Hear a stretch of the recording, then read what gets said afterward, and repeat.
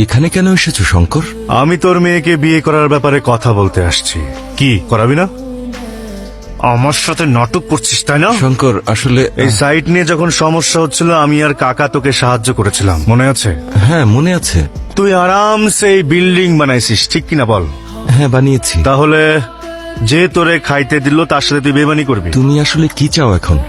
আমার এখানে একটা ফ্ল্যাট চাই। শঙ্কর, এটা 3000 স্কোয়ার ফিটের ফ্ল্যাট। এই জায়গাটা বন্ধ করে বেলকনি বানিয়ে ফেল। এই খাম্বার এখানে কোনো দরকার নেই, সরিয়ে ফেল। এটা সরানো যাবে না স্যার, পুরো বিল্ডিং পড়ে যাবে। তুমি জানো এটার দাম কত? এখানে একটা প্রজেক্টর রাখলে সরাসরি ছবি গিয়ে ঠিক ওখানে পড়বে।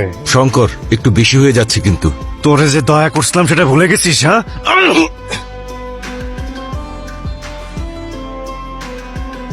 আরে শালার বেটা, কে রে তুই? হ্যাঁ, তোকে তো এক পা মাংস নেই, গুন্ডা নাকি তুই?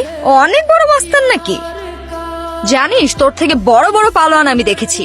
আমার লোকেদের গায়ে হাত তুলিস, এত বড় হিরো হয়ে গেছিস?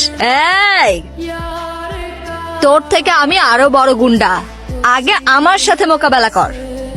ডিগ্রি কলেজের ছেলেদের কাঁপিয়ে দেওয়ার হিস্ট্রি আছে আমার। সিদ্ধিবেদ সেন্টারে জিজ্ঞাসা করে দেখিস, চাঁদনি কি জিনিস। আমি তুড়ি বাঁচালে তার নাকা থেকে চতু নাকা পর্যন্ত সবাই সোজা হয়ে দাঁড়িয়ে যাবে। এই কারণে বাজাই না। জানিস আমি কে? শঙ্কর, ওস্তাদ স্মার্ট শঙ্কর।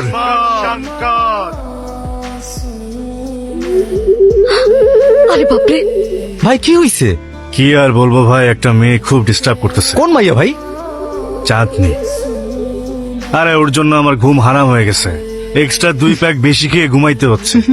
তাইলে সামনে কি করবেন ভাই?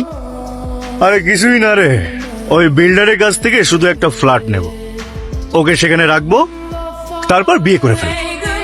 আর বিয়ের পর প্রতিদিন একবার করে পিটাবো। ভাই